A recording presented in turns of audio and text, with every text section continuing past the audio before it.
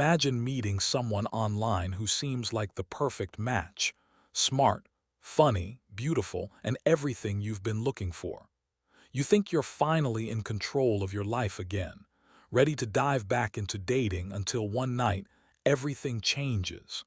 The person you thought you knew becomes a terrifying stranger, and you realize too late that the profile they created didn't show who they really were.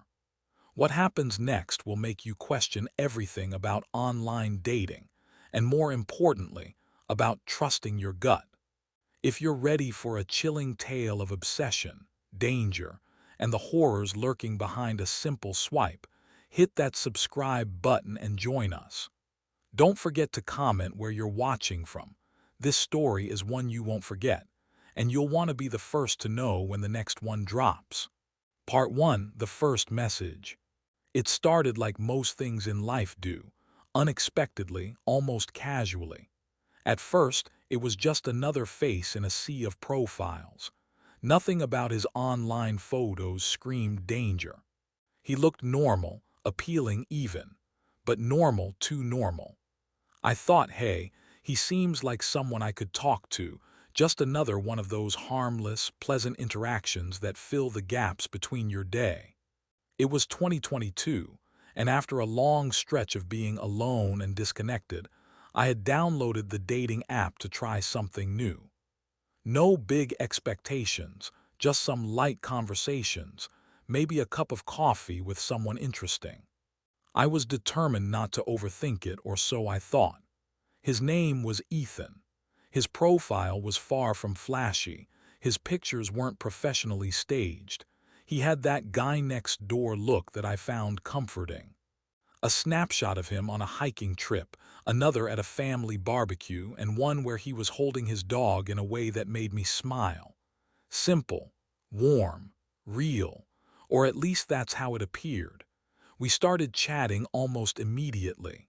He sent me a message within minutes of me matching with him. He wasn't one of those guys who gave generic compliments. No, Ethan came off as clever, witty even, and soon enough it felt like we were in sync. The way he asked about my day felt personal, the way he responded was thoughtful. The initial small talk soon morphed into longer conversations, more in-depth than I expected. It was like an old, familiar rhythm. The hours slipped by unnoticed. His texts didn't just echo, they resonated. There was something intriguing about him, something that pulled me in. A week later, we met at a cozy cafe on the edge of town. The sun had just started dipping below the horizon, casting an amber hue over the streets. There was nothing exceptional about the setting, but it felt perfect. He was waiting outside, pacing slightly, but when he saw me, his face broke into a smile that was warm and genuine. His energy was magnetic, and I felt myself relax around him. The date itself was a pleasant blur. We spoke about everything and nothing: how we grew up, the books we liked, where we wanted to travel someday. I caught myself laughing more than I had in a long time, something I hadn't even realized I missed. He made me feel comfortable in my own skin, and as the evening came to a close, I found myself hoping there would be more. We saw each other a few more times after that, and it felt easy, effortless. The chemistry was undeniable. I couldn't help but let myself fall into the sense of security he exuded. Ethan seemed perfect, a little quirky, but harmless, just like all the men you hope to meet when you start putting yourself back out there. There were no alarming signs, no red flags to suggest that something beneath the surface was brewing, ready to rise up like an unnoticed crack in the foundation of a house. He talked about his past relationships, and they seemed to be just like everyone else's. No issues, no baggage. He was just a guy who was a little tired of the dating scene, a little worn from the ups and downs, looking for something genuine. He spoke about his family and how close they were, about how his dog was his best friend. It was only after a few more dates that something began to stir, a subtle shift in the air.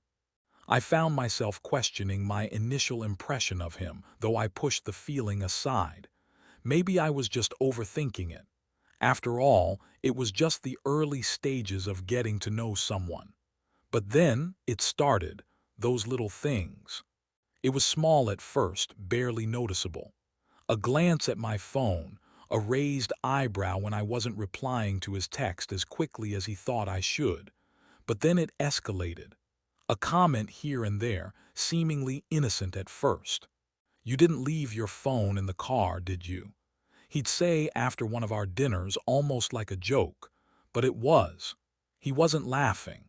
He said it as if there was something more to it, like he was trying to probe deeper, just to see if I'd react. Then the unsolicited questions started. "So what's the deal with your ex, really?" He'd ask, almost too casually. The questions about my life didn't stop at curiosity. They felt more like an interrogation, veiled behind the smile that I had so easily trusted. I began to notice how much of his own life he kept hidden, his past a shadow. He didn't talk much about where he grew up or about old friends, and when he did, it was always in passing, as if he was deflecting something. But I told myself it didn't matter. What did matter, though, was the way he looked at me sometimes. There were moments where his gaze felt almost too intense, like he could see right through me, pulling at the threads of my thoughts, my secrets, like I wasn't as safe in his presence as I thought I was. Still, I brushed it off, thinking it was just the excitement of getting to know someone new. And for a while, I believed it. A few weeks in, things started to get darker. It wasn't anything overt, no angry outbursts, no confrontations. Instead, it was the growing unease I couldn't shake. Ethan would ask me about my past relationships, how often I spoke with my exes, whether or not I had unfinished business. And I, being honest, shared a bit of my history, trying to maintain transparency. But his reactions, they were different than I expected. They weren't filled with understanding or casual interest. There was something possessive about the way he'd nod, a look in his eyes that said, "I need to know everything." I tried to dismiss it. Maybe it was just me overthinking. He was just being protective, right? He told me that he'd been hurt before, that his last relationship had left him scarred. I empathized. Everyone carries some kind of baggage, right? But then one evening, he asked me to meet him at his apartment. I agreed, thinking it would be another typical evening, maybe a casual dinner or a movie night. I didn't think much of it at first. We had dinner, talked like we usually did. I was just beginning to settle into the comfort of his presence when I noticed something odd. My phone was in my bag across the room, but he kept looking at it, no, staring at it. Every time a notification buzzed, his gaze would flicker toward it as if he couldn't help himself. Then it hit me. He had been checking my phone when I wasn't around, and that's when everything shifted. It was subtle at first, a glance, a quizzical comment about a message from a friend I hadn't yet told him about. It was unsettling, like he had crossed a line without even realizing it. But I didn't confront him. Maybe I was scared. Or maybe I was in denial, not wanting to believe that the man who had swept me off my feet was capable of something that felt so invasive, so wrong. I didn't say anything when he held onto my phone a little too long the next time we were together. I should have. I should have trusted the gut feeling telling me that something wasn't right. But I didn't. Instead, I told myself that I was being paranoid. That night, everything changed. It wasn't just that Ethan had been snooping on my phone. It was the way it all came together. The sudden, sharp turn in his behavior. The possessiveness that had snuck in when I wasn't paying attention. How, despite everything, I kept ignoring the signs. My phone buzzed again. This time, when I looked at it, I saw the message. It wasn't from a friend. It was a text from Ethan. It said, "You've been lying to me. I know what you're really up to." That was the moment I should have walked away. That was the moment I should have put my foot down and cut all ties, but instead I froze. Part 2. Beneath the surface. The first few days after that text message felt like a fog. It was as if the world around me was muted, distant. Everything seemed unreal, blurred out, as though I had fallen into a nightmare but couldn't quite wake up. Ethan's words echoed in my mind. "I know what you're really up to." My hands trembled as I stared at the text, my finger hovering over the screen, unsure of how to respond. What had I done? The anxiety was unbearable. I hadn't lied to him, not really. At least I didn't think I had. But the way he said it didn't feel like a question. It felt like an accusation, a warning. I tried to brush it off, telling myself it was just another one of his odd moments, something he'd say in passing, something I could laugh about the next time we saw each other. But it wasn't funny, not at all.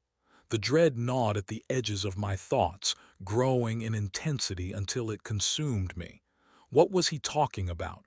I hadn't given him any reason to doubt me, had I? The next time I saw him, I could barely look him in the eye.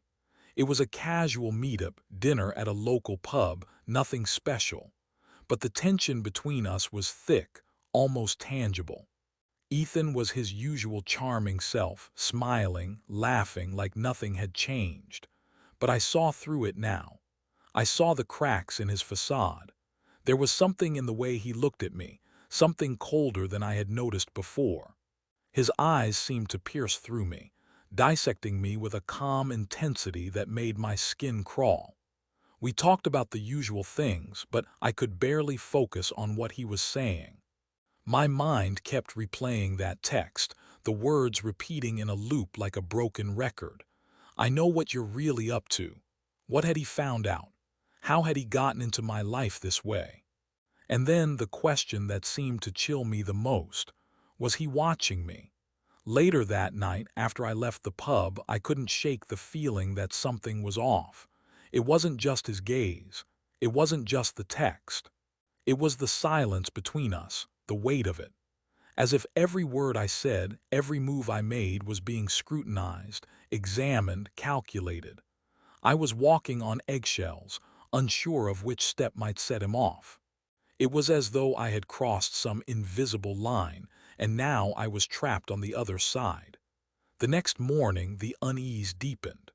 I woke up to find my phone had a new notification. It was from an unknown number, one I didn't recognize. My stomach twisted as I opened the message. This one was different. It wasn't from Ethan. It was a photo, a grainy image of me walking down the street, taken from a distance. I could see the familiar coffee shop in the background, the one I had stopped by on my way to work that morning. My heart pounded in my chest as I realized what this meant. The image was taken that morning. And it was taken by someone who had been watching me. The message read, "You can't hide from me. I see everything." My breath caught in my throat. I dropped the phone onto the bed, the screen still lit up, taunting me with the words. Panic surged through my veins as I tried to comprehend what was happening. I grabbed my phone and texted Ethan, demanding an explanation. But there was no response. He was silent. My mind raced. Was this a joke? Was this some kind of sick prank? I told myself that. It didn't make sense any other way, but deep down I knew better. A part of me was already certain that Ethan was behind it. How had he gotten so close? How had he gotten access to my life so quickly? I thought about calling the police, but the fear of confronting this head-on paralyzed me. What would I even say? That a man I had been dating had suddenly gone from charming to threatening. That he was stalking me. I wasn't even sure I had enough evidence to prove it. A photo wasn't enough. And yet, I couldn't ignore the sense of dread creeping up my spine. The next few days felt like a blur of anxiety. I didn't feel safe in my own home. Every noise made me jump. Every shadow seemed to lurk just a little too close. I began locking all my windows, double-checking the locks on my doors and keeping the curtains drawn at all times. I couldn't shake the feeling that someone was watching me, and the paranoia became all-consuming. When I went out, I kept looking over my shoulder, scanning the crowd, expecting to see Ethan's face lurking in the background. And then it happened again. The photo. This time it was taken from inside my apartment. The message was simple: "I'm closer than you think." The fear that washed over me was unlike anything I had ever experienced. Someone was in my space. Someone had been inside my home, close enough to take a photo without me noticing. I hadn't heard anyone come in. The door had been locked. How was this possible? I wanted to confront him, to demand answers, but I couldn't. I knew in my gut that Ethan wasn't just playing games anymore. This had stopped being some harmless flirtation or miscommunication. This was dangerous. He was dangerous, but I didn't know how to escape. My mind spiraled. I wondered if I was losing my grip on reality. But when I replayed everything, when I thought about how I felt when we were together, there was no denying it. I wasn't overreacting. Ethan had changed. There was something in his eyes, something in the way he looked at me that night, that told me this was far from normal. He wasn't the man I thought he was. I had let him in too deep, and now I was paying the price. I needed to get away. But how? Where would I go? Would he follow me? The thought of him being able to track me down, of him showing up at my door uninvited, filled me with terror. He had become something far worse than just a person I was dating. He was a predator, stalking me in the most insidious way possible. I knew I needed help, but I didn't know who to turn to. Every time I reached out to friends, I felt like I was being dramatic, paranoid even. They didn't understand. I didn't know how to make them see the truth of what was happening to me. And deep down, a part of me wondered if I could trust anyone. Maybe this was all a lie. Maybe I was reading too much into it. Maybe the photos weren't what they seemed. But then I remembered the last text I received. "You can't hide from me." And for the first time I felt it, real fear. Part 3. The grip tightens. That night I couldn't sleep. I kept my lights on, every corner of my apartment bathed in a harsh, unflattering glow. The shadows were my enemies now, each one an invitation for something, someone to emerge. Every creak of the floorboards, every whisper of wind against the windows made my heart skip a beat.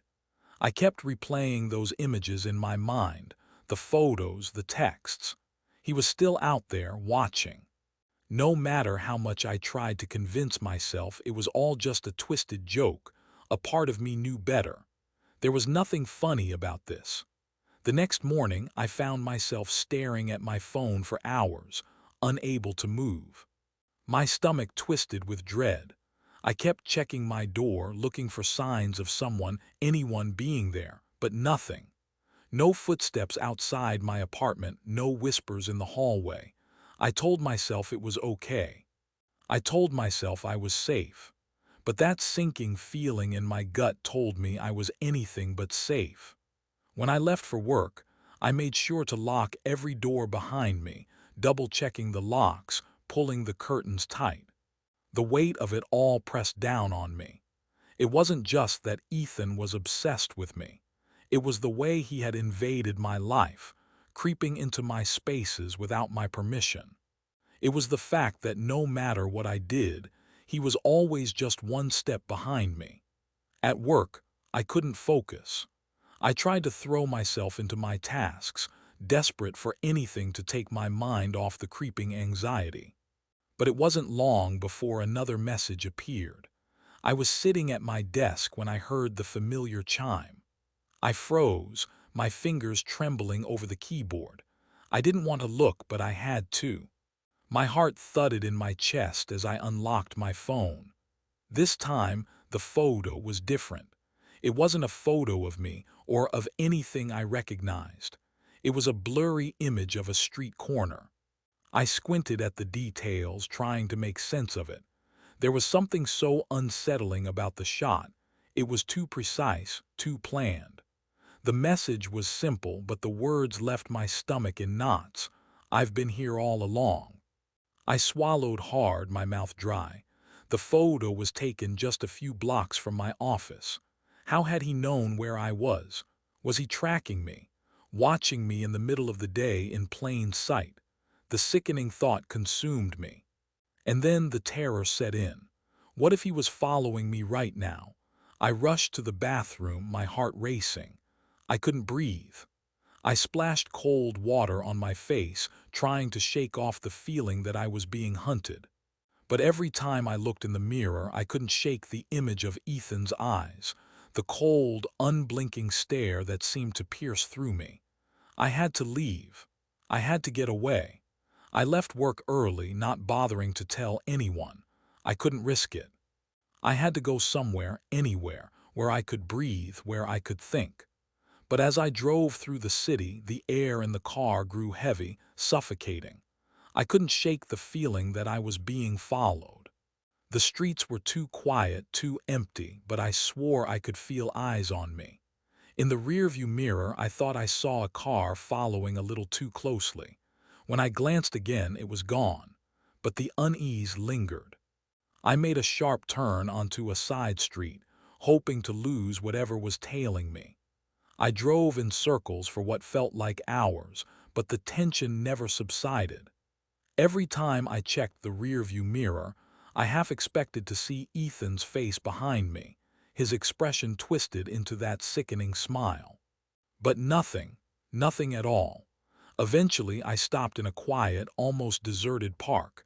I needed time to think. I pulled over and parked, staring at the empty swings that swayed slightly in the wind. I sat there in the car, my hands clenched tightly on the steering wheel. I tried to steady my breath to calm my racing thoughts. It was just paranoia. It had to be. But as I sat there, alone in the dark, the silence became deafening. And then the phone rang. I jumped, my pulse racing as I reached for it. It was an unknown number. Without thinking, I answered it. "Hello?" There was a long pause. I could hear breathing, heavy, uneven on the other end. The hairs on the back of my neck stood up. I didn't know if I wanted to hear the voice that would come next, but I couldn't hang up. I couldn't stop myself. "You think you can hide from me?" The voice was low, distorted, like it had been altered somehow, but there was no mistaking it. It was Ethan. My blood ran cold. I felt the walls of the car close in around me. What do you want?" I stammered, my voice barely a whisper. "You," he replied, the words dragging out as if savoring them. "I want you to understand what it feels like when you can't escape, when you can't outrun your own fear, when you don't know if the next step you take will be your last." His voice was steady, calm, like he had all the time in the world. I couldn't move, couldn't breathe. The air seemed to thin and the car felt smaller, more suffocating. I looked around the empty park, hoping to see someone, anyone who could help. But the place was completely still, eerily silent. The only sound was Ethan's breathing on the other end of the phone. "You should have never ignored me," he continued. "Now I'm not going anywhere. I'll always be close, watching you, always." The line went dead. My heart slammed in my chest. I threw the phone down onto the passenger seat, my hands shaking uncontrollably. He had been watching me. He had been following me. How long had he been lurking in the shadows, waiting for this moment? How had he become so twisted, so obsessive? I couldn't stay there. I couldn't stay anywhere, not anymore. The fear that had been simmering for days was now boiling over, and I knew, deep down, that I had to get away before it was too late. As I started the car, my eyes scanned the shadows around me, every movement outside sending a fresh wave of panic through my chest. There was no escaping it. I was trapped in a nightmare, and it wasn't going to end until Ethan got what he wanted. Part 4. The hunt intensifies. The terror that gripped me the night Ethan called never fully left. It lingered in the corners of my mind, growing louder with every passing hour. The silence in my apartment felt too loud, and the stillness of my surroundings suffocating. Every time I looked out the window, I half expected to see Ethan lurking in the shadows, his eyes fixed on me. The more I tried to ignore the fear, the more it clawed at me. The walls of my apartment seemed to close in, suffocating me in a way that no physical space ever could. I couldn't stay in my apartment anymore. It had become a prison and I had to escape. The thought of walking out onto the street, of facing the world outside, filled me with dread. But I knew I couldn't stay inside forever, hiding from something that was already in my life, already haunting me. That night, after what felt like an eternity of pacing back and forth, I decided to go out. I needed to get away from the apartment, if only for a few hours. I couldn't think clearly anymore. My mind kept replaying the sound of Ethan's voice, the way it slithered into my ear like poison, the way he had made it so clear that he was watching, always lurking, just waiting for the right moment. I made my way to a bar in the center of town, a crowded, noisy place that felt like it might offer some kind of relief. I thought that if I surrounded myself with people, I could pretend everything was normal, at least for a little while. But even in the dim, noisy atmosphere of the bar, I couldn't shake the feeling that I was being watched. My every movement felt like a performance, like I was being scrutinized by unseen eyes. The bartender was kind, too kind, in fact. I noticed him looking at me with concern as I ordered my drink, but I didn't say anything. What could I say? I couldn't tell anyone the truth. That would be admitting to something I still didn't fully understand myself. How had Ethan gotten so close? Why hadn't I seen the warning signs earlier? I sat in a dark corner of the bar, trying to lose myself in my drink, in the noise, in the faces of strangers. But my mind was always elsewhere. Every time someone laughed too loudly or a door creaked open, I would look up, expecting to see him there. It was madness. My entire reality had been warped by one man's obsession, and I couldn't escape it. At one point, I felt a strange chill run down my spine. It wasn't the cold draft of the air conditioning, nor was it the inevitable feeling of isolation that had haunted me all day. No, this was something different.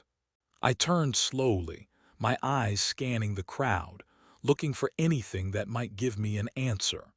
And there, standing in the far corner of the bar, almost blending into the darkness, was a figure. He was tall, his face shadowed by the dim lighting, but I knew who it was without a doubt. It was Ethan. My heart stopped. Time seemed to slow as I locked eyes with him, or at least I thought I did. The way he stood there, almost too still, watching, made it clear he was waiting for me to notice him. His lips curled into a twisted smile. And in that moment, I realized something truly horrifying. He was enjoying this. My breath hitched as panic coursed through my veins. I couldn't breathe. I couldn't think. I couldn't move. But the longer I stared at him, the more I felt the crushing weight of dread fill my chest. He had found me again. This time he wasn't hiding. He wasn't hiding anymore. I grabbed my purse, the contents tumbling out as I fumbled to get it closed. I stood up so quickly that the chair scraped violently against the floor. The noise was deafening in my ears. My hands were shaking uncontrollably as I rushed toward the door, my legs feeling like lead. I pushed through the crowd, barely aware of the people around me, the voices blending together into a white noise. I had to get out. I had to escape. When I finally stepped out into the cold night air, I felt like I could breathe again. For a moment, I was free. But as I walked down the street, the weight of the world seemed to fall back on my shoulders. The darkness of the night swallowed me whole, and the sound of my footsteps echoed too loudly in my ears. I didn't dare look behind me. I couldn't. But when I reached the end of the block, I couldn't resist. I turned around, my breath caught in my throat, half expecting Ethan to be there, following me, lurking just out of sight. But the street was empty. The only thing I could see was the dim glow of streetlights illuminating the desolate pavement. Relief surged through me, but it was fleeting. As I continued to walk, my thoughts spiraled. Ethan was no longer hiding in the shadows. He was right there, out in the open, making it clear that he could be anywhere, watching me at any moment. The realization hit me hard. He was playing with me. This was a game to him, and I wasn't sure if I could win. My steps grew more frantic as I turned the corner to head back to my apartment. I was close now, so close. But then, just as I reached the entrance of my building, I heard it, a faint sound like the rustle of footsteps behind me. My heart stopped. I whirled around, but there was no one there. I wasn't sure how much longer I could take this. I wasn't sure how much longer I could keep pretending that everything was okay. Ethan had made it clear. He was never going to let me go. I was his now, and there was nothing I could do to change that. Part 5. The Unraveling. It wasn't until I returned to my apartment that the true weight of what had happened sank in. The night air felt colder than it should have, and the familiar buzz of my phone was enough to send my heart racing. The moment I stepped inside, my gaze instinctively drifted to the hallway mirror. The reflection staring back at me seemed alien, someone whose skin was too pale, whose eyes too wide. The terror from the bar was still coursing through me, and the silence in the room seemed to press in on me from all sides, like invisible walls closing in. I had narrowly escaped the night. I could still feel his presence in the air, thick and suffocating. His eyes had been on me, unblinking, waiting for me to falter. And now the game was changing. I was no longer just a target. I was a pawn in a much darker game, one I didn't fully understand, and one I wasn't sure I could survive. As I closed and locked the door behind me, I immediately turned on all the lights in my apartment. The fluorescent hum of the kitchen light echoed through the otherwise quiet space, the sound feeling like a lifeline in the suffocating silence. I grabbed my phone again, checking for any new messages, but there was nothing. No missed calls, no new texts, but the nagging feeling in the pit of my stomach told me something wasn't right. I checked the security cameras again.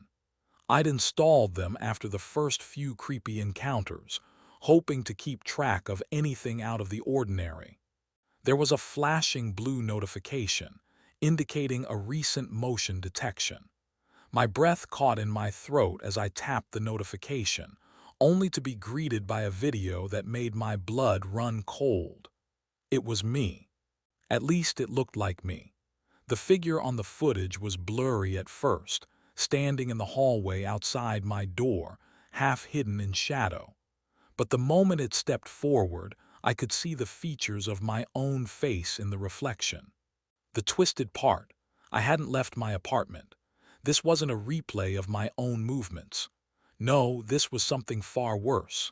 Someone was out there, mimicking me, moving, breathing, even wearing the same clothes I had been wearing that very night.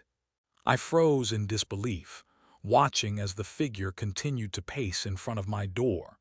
It was my shadow, my double, and yet it wasn't me at all. The imitation moved with an unsettling confidence, as though it knew exactly what it was doing, as though it was playing some grotesque version of me. I couldn't breathe. I was paralyzed by the horror of it all. Whoever was out there had not only followed me from the bar, they had somehow gained access to my apartment. My sanctuary was no longer safe. The thought made me sick to my stomach. The worst part, the figure didn't leave. It simply stood there staring at the door, waiting.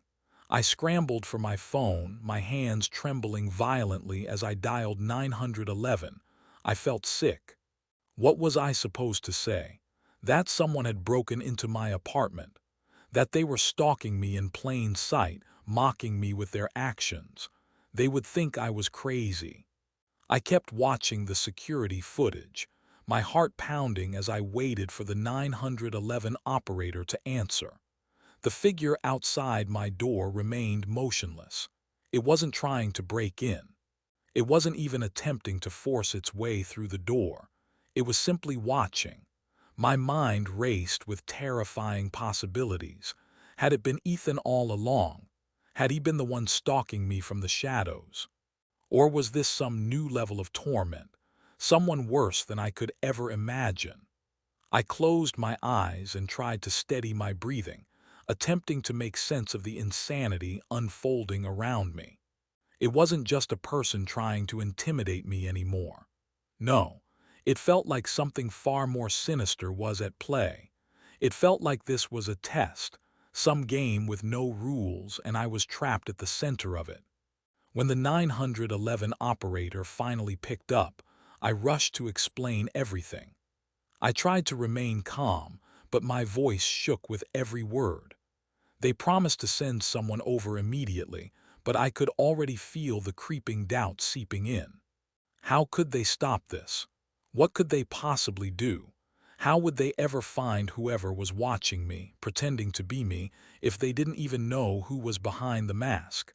Minutes felt like hours. The seconds stretched on in unbearable silence as I waited for the authorities.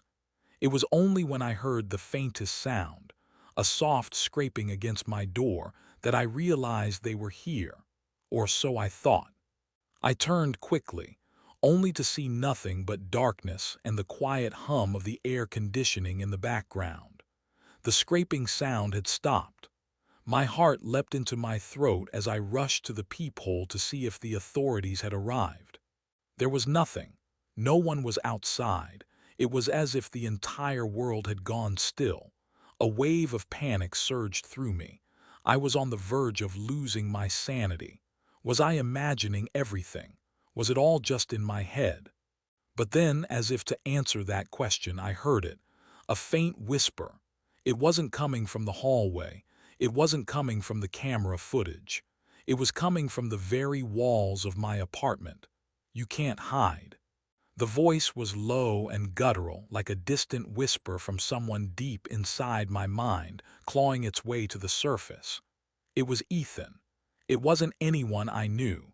It was something darker, something older. And suddenly, the realization hit me like a punch to the gut. The thing that had been tormenting me, the thing that had been watching me for so long, wasn't just a person. It wasn't even a stalker. It was a force, an entity, something that existed in the spaces between the walls, in the corners of my vision, in the very air I breathed. I felt it then, the creeping cold, the suffocating weight of something ancient and malevolent closing in. This was no longer a man with a knife or a woman in the shadows.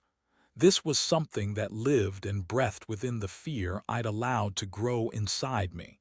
It fed on the terror, nurtured it, and made it stronger. I wasn't just being hunted. I was being consumed. The truth sank in deeper, colder than I could ever have imagined. The nightmare wasn't just a thing of the present. It was a cycle. It was always there, always waiting for the right moment to strike. I couldn't fight it. And somehow, I knew that it was only just beginning. As the story reaches its horrifying conclusion, the weight of the nightmare that has unfolded cannot be understated.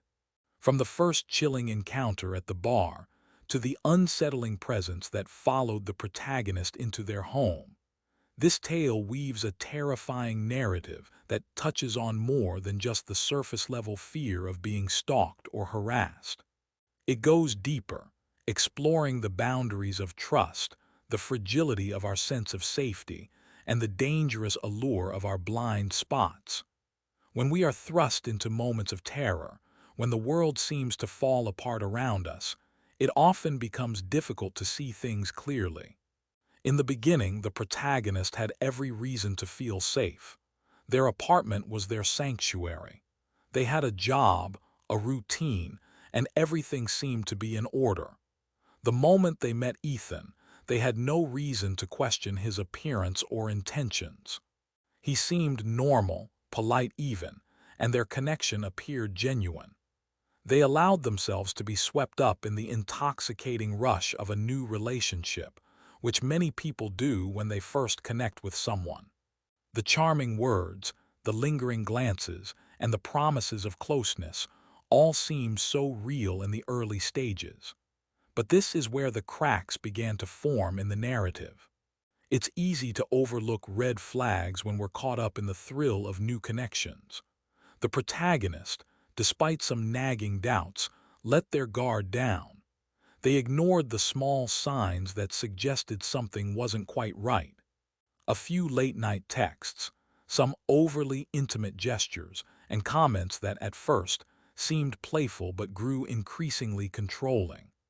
But this isn't a story about the slow unraveling of trust or a person being taken advantage of in an ordinary way. This is a tale of how the darkness can hide behind the most innocuous of faces, and how one seemingly harmless encounter can lead you down a path that could destroy everything you thought you knew about the world around you. As the story continued, we saw the protagonist slowly unravel, their mental state becoming more fragile with each new encounter. What started as innocent curiosity and fun quickly turned into paranoia, fear, and eventually, a desperate attempt to escape the nightmare they had unknowingly stepped into. The chilling reality was that they were never truly alone. There was always something lurking, waiting for the right moment to strike. And that's the most terrifying element of this entire story. The idea that danger is never as far away as we believe it is. We go through life with an assumed sense of safety, thinking that as long as we lock our doors and stay vigilant, we'll be safe from the worst. But what happens when that illusion is shattered? When the safety nets we rely on are no longer enough? The final scenes where the protagonist realizes the full extent of the danger, when they watch the disturbing footage of their own double moving around their apartment, when they hear the voice whisper from the walls, and when they understand that they are being hunted by something more than a man. It's a haunting reminder of how fragile our sense of control truly is. In that moment, they were no longer in charge of their own life. They had been drawn into a game where the rules were beyond their comprehension. It was as if they had been marked, chosen for something they never could have prepared for. The darkness, the horror, was not something they could fight off. It wasn't something that could be chased away. It was a relentless force that had them cornered, stripping away every ounce of their stability and leaving them vulnerable in ways they never expected. But the true horror wasn't just in the physical danger. It was in the realization that they had ignored their gut feelings, dismissed their inner voice that had been trying to warn them all along. Every strange moment, the way Ethan had smiled too much, the strange coincidences, the sudden appearances, and the creeping sense of unease, they had all been hints. The protagonist hadn't trusted their instincts, and as a result, they paid the price. This is perhaps the most important lesson to take from the story. Trust your instincts. We all have an inner compass that can guide us in moments of doubt or uncertainty. It's easy to dismiss those feelings, to tell ourselves that we're overreacting or being paranoid. But the truth is, our intuition is often far more accurate than we give it credit for. When something feels off, when someone's behavior doesn't sit right with us, it's important to pay attention, even when we don't fully understand why. Ignoring those feelings can lead us down a dangerous path, just as it did for the protagonist. In life, we are often taught to be polite, to give people the benefit of the doubt, and to overlook small annoyances in the hopes that things will get better. But this story shows us that sometimes those small annoyances are the warning signs of something much darker. People who prey on others don't always show themselves immediately. They blend in, hide behind charming facades, and only show their true colors when they know they've already gained your trust. And that is what makes them so dangerous. It's a slow burn, where you don't even realize how deep you're in until it's almost too late. As the protagonist's nightmare unfolded, they were forced to confront the dark side of human nature, the lengths some will go to for control, obsession, and revenge. The story is not just about being stalked or harassed.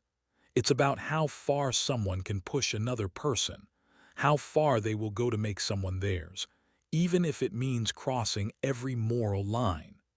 The chilling moments when the protagonist realized they were being imitated, watched, and manipulated were enough to send shivers down anyone's spine. It was a brutal reminder that in some cases, evil doesn't need a face or an obvious weapon. It simply needs the ability to slip into your life and start eroding everything you've built, until you are nothing but a shell of your former self. But the story doesn't just leave us in fear. It leaves us with the question of how we can apply these lessons to our own lives. How can we protect ourselves from such insidious dangers? The first step is recognizing the value of trust and boundaries. In any relationship, whether romantic, professional, or personal, it is essential to maintain a healthy sense of self-respect. Set clear boundaries and don't let anyone cross them. If something feels wrong, it probably is. Speak up and don't allow your discomfort to be brushed aside as overreacting or unnecessary. You have the right to walk away from any situation that doesn't feel right. Another important lesson is the importance of vigilance in our daily lives. We live in an increasingly interconnected world where it's easy to let our guard down. But whether we are meeting people online or in person, it's essential to stay aware. Be cautious about who you trust and never assume that everything is as it seems. The internet, in particular, has opened doors to so many connections, but it has also allowed predators to hide behind screens and manipulate others without consequence. When engaging with others online, always be aware of the signs of manipulation, coercion, or unhealthy behavior.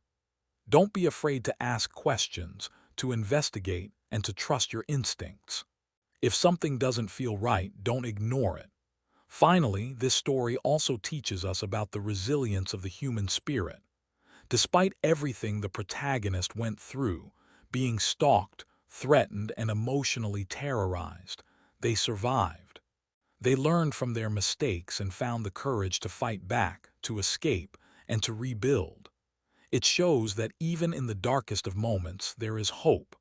No matter how deep the darkness goes, you can always find a way out. The protagonist didn't let fear control their life forever. They learned, adapted, and ultimately found peace, even if it came with scars. As you read through this story, take a moment to reflect on your own life. Are you trusting your instincts? Are you allowing yourself to be vulnerable to people or situations that feel off? Remember, your intuition is a powerful tool. Don't ignore it. And above all, remember that safety and self-respect are paramount. If you found this story engaging, chilling, and thought-provoking, don't forget to subscribe to the channel. Your support helps us continue to bring you more spine-tingling, emotional, and impactful content like this. Stay tuned for more stories and always trust your instincts. They might just save your life.